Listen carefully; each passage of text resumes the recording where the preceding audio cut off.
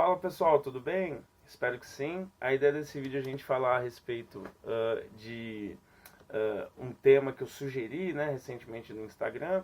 Em especial, eu fiz uma enquete, né, perguntando, né, ali a respeito disso.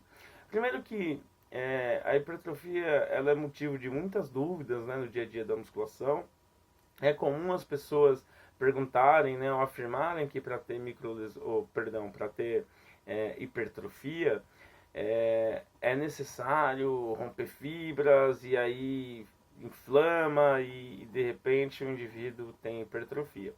Bem, de fato as pessoas têm muitas dúvidas e todos nós, né, de certa forma, temos muitas dúvidas com relação à hipertrofia, com relação a alguns fenômenos da hipertrofia. Hoje, eu acredito que se tem muito mais perguntas do que respostas, né, na literatura. Bem, esse processo, na verdade, ele é conhecido como dano muscular. Então, quando a gente vai falar de hipertrofia, a primeira coisa, ou de músculo, né, a primeira coisa que é importante a gente entender não é que rompe fibras. A célula muscular ela é chamada de fibra, portanto, são sinônimos, né? E o que ocorre? Esses danos musculares eles vão ocorrer em algumas estruturas do músculo. Estruturas como as linhas E, os sarcômeros, né, por exemplo, e as miofibrilas. E aí a gente fala, né, basicamente dos filamentos finos de actina e dos filamentos grossos de miosina. Então, basicamente, essas estruturas são o sarcômero em específico, né, nada mais é do que a unidade funcional ali do músculo, né, ou seja, onde ocorre a contração muscular. É interessante a gente entender que quando ocorre o treinamento, portanto, o treinamento manipulado ali pelo treinador, ou seja, contemplando variáveis importantes do treinamento com pesos, como intensidade, ação excêntrica, né, amplitude de movimento, enfim, a forma como ele manipula é importante para gerar esses danos musculares. Então, à medida que ocorrem esses danos musculares, ou conhecido também como microlesões estruturais, nessas estruturas que eu citei, dentro da fibra muscular, vai fazer com que células satélites, né, ou seja, que já estão ali basicamente situadas ali, né, entre a lâmina basal, né, e o sarcolema na fibra muscular, elas são ativadas. Então isso é extremamente importante nesse processo. Basicamente eu estou dizendo que o treinamento com pesos, com manipulações adequadas, né, com manipulações ali do seu treinador com relação a esse treinamento, vai fazer com que gere dano muscular, portanto, microlesões estruturais, que são adaptativas, por certo. E essas microlesões nestes locais, nessas estruturas, vai fazer com que ocorra um processo inflamatório.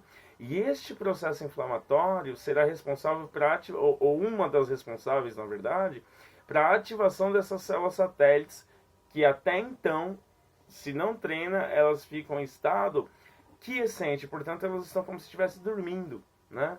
Ali nessas estruturas que eu citei, onde elas ficam. O que acontece depois disso? Ela vai se proliferar, portanto as células satélites se proliferam, elas vão migrar para o local dessas microlesões e elas vão passar por um processo de diferenciação e fusão. Portanto, eu falei 5 etapas que as células satélites passam para que ela venha a se diferenciar e fundir na fibra muscular. E por que isso é importante? Que à medida que ela se funde na fibra, na célula muscular, vai fazer com que ela doe, né? Ou seja, conhecido como mionúcleo. Então, basicamente, o núcleo onde a gente tem o código genético dessas proteínas, né? Então, o que eu estou te dizendo?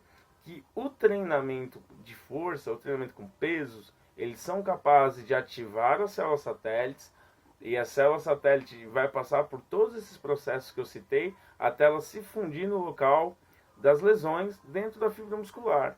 E que isso vai doar o que a gente chama de novos mionúcleos. Isso é extremamente importante, por quê? Porque dentro desse bionúcleo, do núcleo, tem o código genético dessas proteínas, e isso potencializa a síntese proteica. E aí quando eu falo de síntese proteica, pessoal, a gente já entende já como hipertrofia. Então a hipertrofia nada mais é do que síntese de novas proteínas, ou seja, síntese proteica, né? E aí, basicamente, estas células satélites, elas estão doando mais maquinário genético para o indivíduo potencializar a hipertrofia. Então, o que é importante a gente entender? que estes danos musculares gerados pelo treinamento vai potencializar a hipertrofia. Perceba que para ter hipertrofia, como eu disse, é necessário haver síntese proteica. Eu não falei que tem síntese proteica nesse processo, mas sim que através da doação desses mionúcleos vai potencializar a síntese proteica. Então, basicamente, vai potencializar a hipertrofia. Então, é muito complexo, né, esses mecanismos, mas basicamente o que eu estou dizendo é que o fato de que o pessoal fala de gerar dano muscular e passar por estes processos que eu disse em relação às células satélites, não justifica de uma maneira geral, de uma maneira clara, a hipertrofia, né? Tanto que tem estudos muito interessantes mostrando que inativando, né, com utilização de algumas drogas, inativando as células satélites, é possível sim do indivíduo ainda hipertrofiar. Então, basicamente, a gente já entende que tem outras vias relacionadas à síntese de proteínas, portanto, à hipertrofia, né? Então é um tema bem complexo, mas é muito importante, né, essa questão do dano muscular, essa questão de compreender que o dano muscular sim dá suporte para a hipertrofia, mas ele não é o principal responsável. Na verdade, ele não é o responsável pela hipertrofia, mas sim de otimizar a hipertrofia, de potencializá-la. Tudo bem? Espero que vocês tenham gostado. Eu pretendo fazer um vídeo falando sobre hipertrofia. É um tema muito complexo, como eu disse, né?